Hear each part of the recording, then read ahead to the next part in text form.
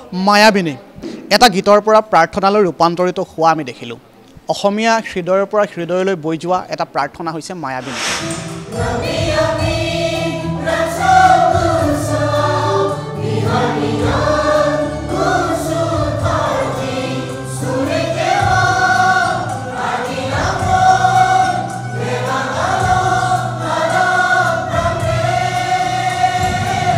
জুবিনদাই যিহেতু জাতি ধৰ্ম ভাষা বৰ্ণ নিৰ্বিশেষে সকলো মানুহৰ মাজত একাত্ম হৈ গীত পৰিৱেশন কৰিছিল আৰু সেইগৰাকী জুবিন গাৰ্গক এবাৰ শ্ৰদ্ধাঞ্জলি জ্ঞাপন কৰিবলৈ সাজু হৈছে প্ৰায় 500 গৰাকী শিল্পী।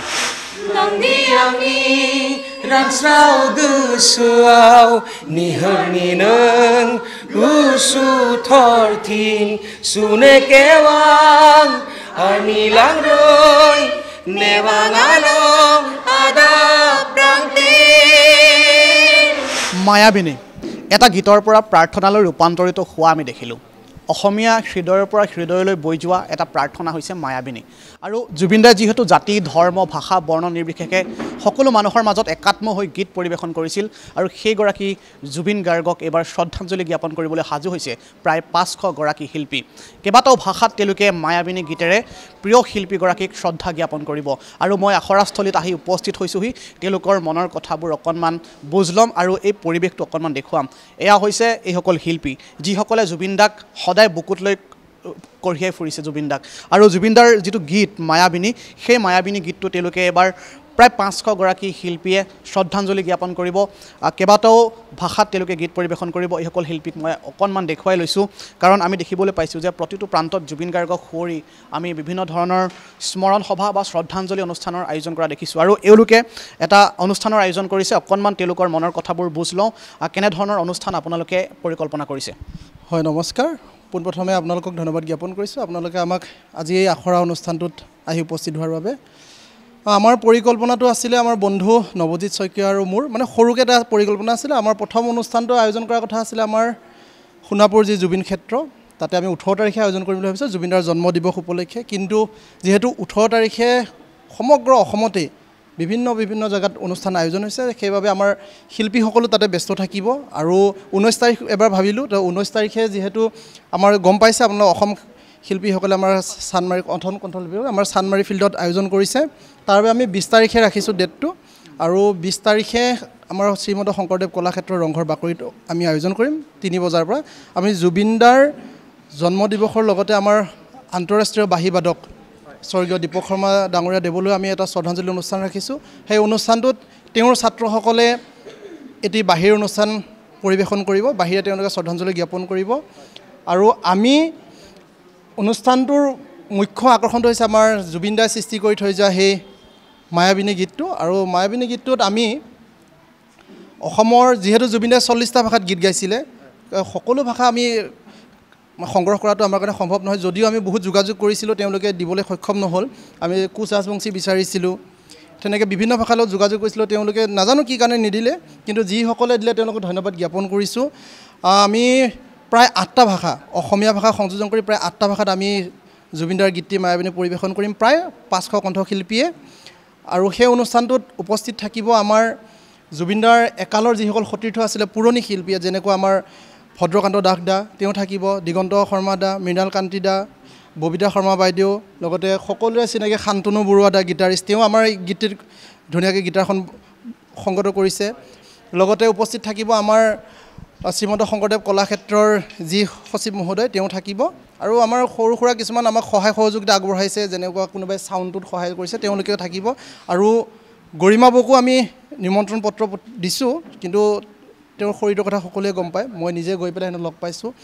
তেওঁ কৈছে যে নেযাওঁ বুলি কোৱা নাই, তেওঁ কৈছে যদি আমি পাৰোঁ যাম, তথাপিতো তেওঁক আমি জোৰ কৰা নাই। আৰু এই গীতটিৰ লগত সকলোৱে জড়িত আছে, আমাৰ উপস্থিত আছে সকলো কণ্ঠশিল্পীসকল, সকলোৱে জড়িত আছে। লগতে আমাৰ শব্দ মিউজিক ষ্টুডিঅ'ৰ তৰফৰ পৰা আমি এই অনুষ্ঠানটো আয়োজন কৰিছোঁ, যিটো আমাৰ জুবিনদাৰ প্ৰতি শ্ৰদ্ধাঞ্জলি সকলোৱে জ্ঞাপন কৰিব। গতিকে অনুষ্ঠানটিৰ সকলোকে নিমন্ত্ৰণ জনালোঁ, সকলো ৰাইজে আহক, সহায় সহযোগ কৰক। 20 নৱেম্বৰ বিয়লি 3 বজাত 3 বজাৰ পৰা কলাক্ষেত্ৰত এই অনুষ্ঠান আয়োজন হ'ব। আৰু সকলোৰে সৈতে কথা পাতিম। অকণমান মই তেওঁলোকে যিহেতু এতিয়া আখৰা কৰি আছে, অকণমান গানটো গাই দিলে ভাল হ'ব। অকণমান গাই দিলে মায়াবিনী ৰাতিৰ বুকুত দেখা পালো তোমাৰ ছবি দেখা দিলে চুপকে ছেয়াইকে দিলের মাঝে Nangdi ami rangsrau gesuau Niherni neng gusu thorthin Sune kewang Ani langroi Newang along adap prangtin Parmulun dire ae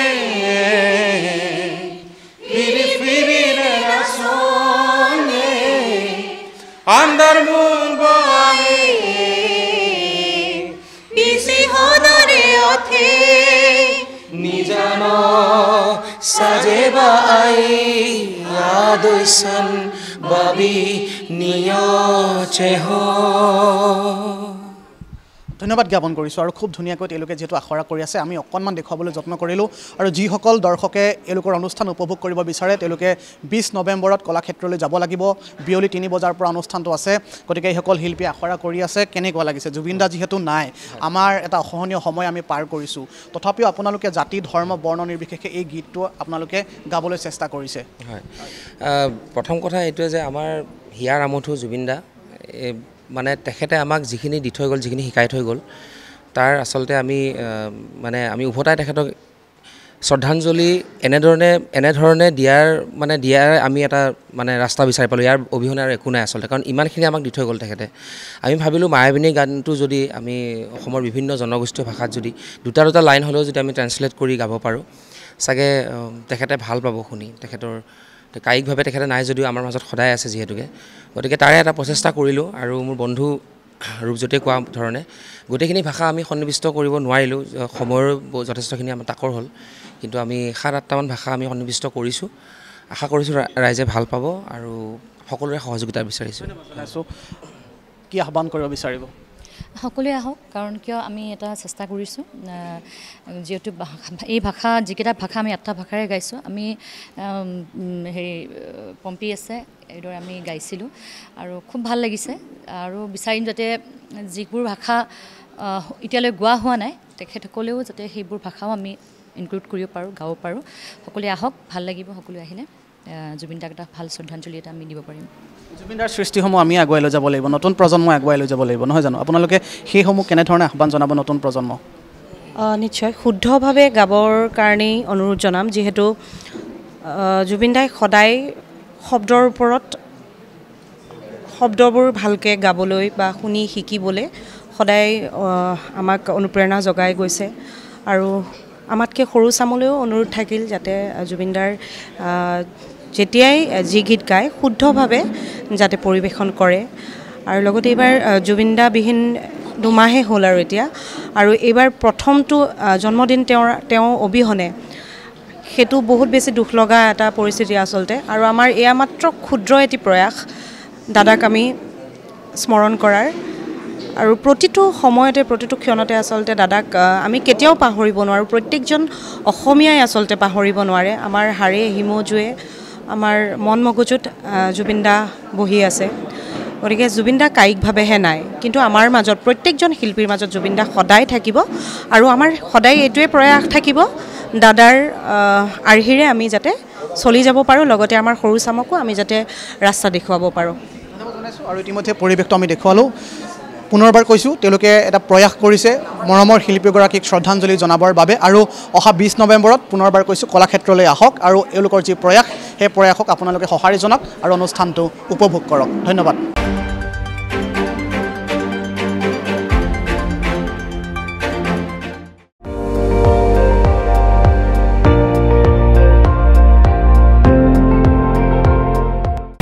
আপুনি চাই আছে ND24 সৰ্বশ্ৰেষ্ঠ নহয় সৰ্বোত্তমৰ দৌৰত